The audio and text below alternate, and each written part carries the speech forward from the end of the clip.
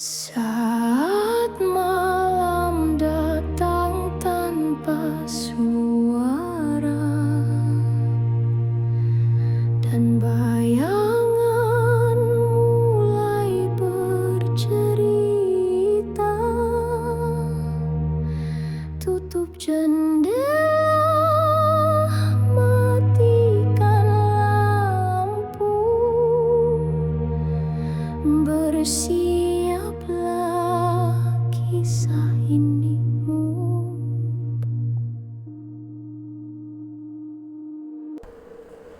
Tidur di tempat yang bukan milikmu. Kadang kita tidur di tempat yang asing kan? Di rumah saudara, di penginapan, atau bangku kelas yang kosong. Tapi tidak semua tempat suka didatangi. Ada tempat yang menyimpan ingatan, dan siapapun yang tidur di sana akan mewarisi mimpi orang terakhir yang tertidur. Bahkan jika orang itu sudah tidak hidup.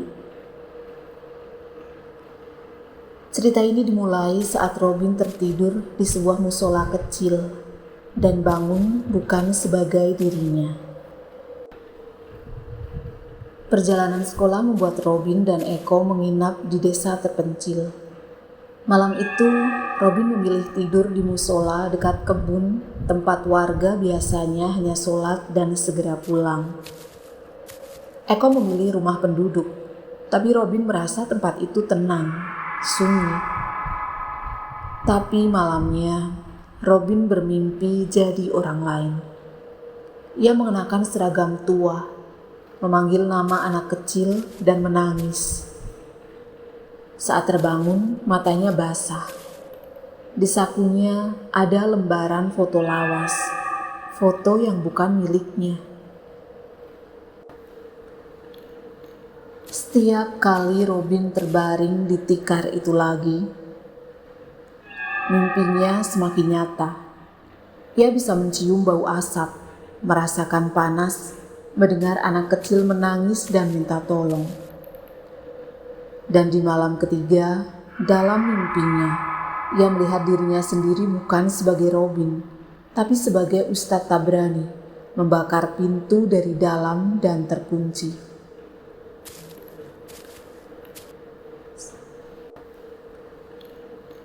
Setiap kali Robin terbaring di tikar itu lagi, mimpinya semakin nyata. Ia bisa mencium bau asap, merasakan panas, mendengar anak kecil menangis dan minta tolong. Dan di malam ketiga, dalam mimpinya, ia melihat dirinya sendiri bukan sebagai Robin, tapi sebagai Ustadz Tabrani, membakar pintu dari dalam dan terkunci.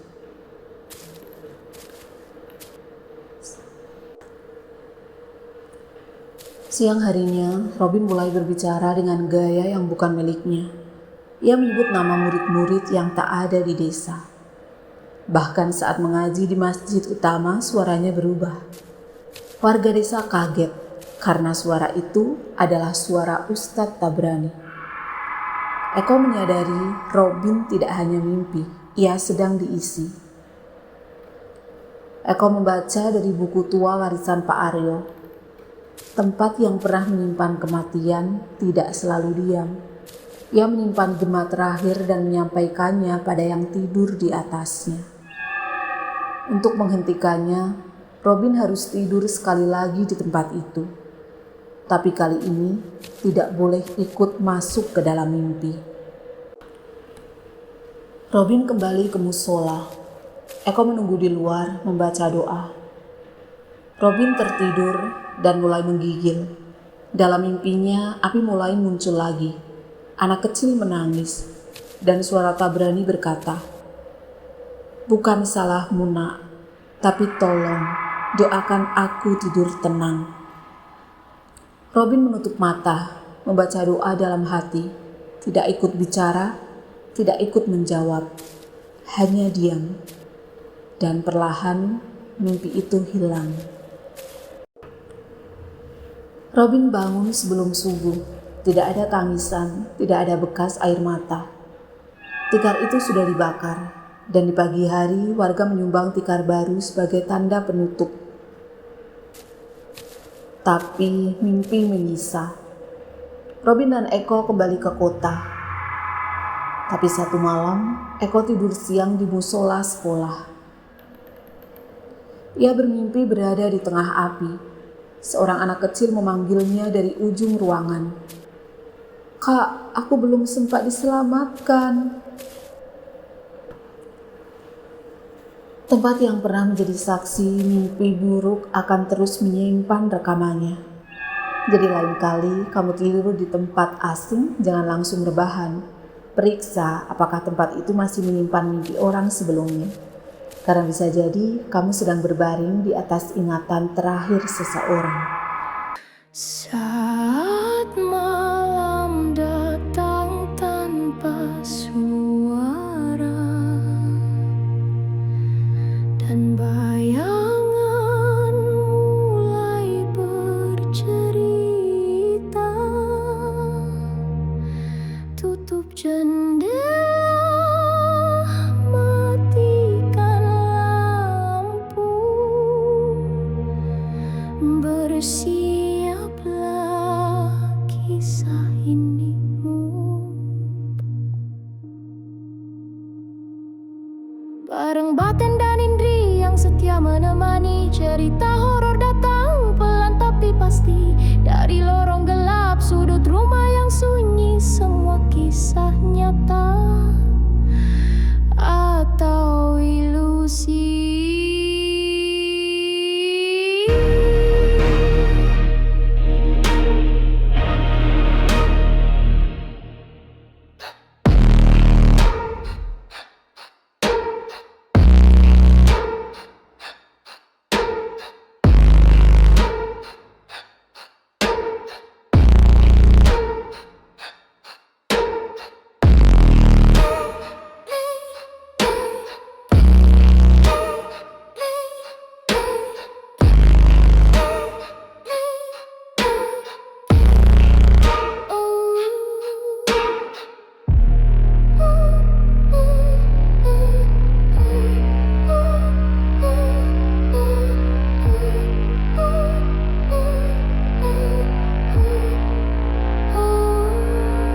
Kalau kamu mulai merinding tenang, itu wajar karena yang tak terlihat sering justru mendekat tanpa sadar.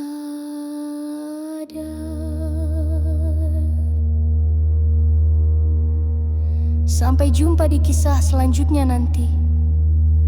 Tetap di sini. Cerita horor bareng Baten dan Indri. Berani dengerin, berani ngerasa.